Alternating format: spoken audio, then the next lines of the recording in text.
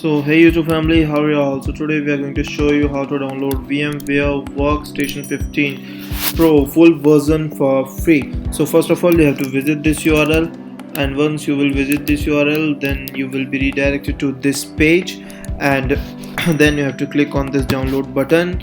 After that you will be redirected to one more page. Here you have to click on the start download button and your download will start automatically. Okay guys, that's it. So if you don't find any software file which you are looking for, then you can request that software file from here.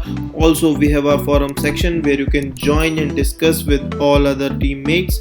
Okay guys, so also if you find any difficulty or if you face any problem in downloading any of the software, then you can drop us an email too on our email ID. Okay, so that's it.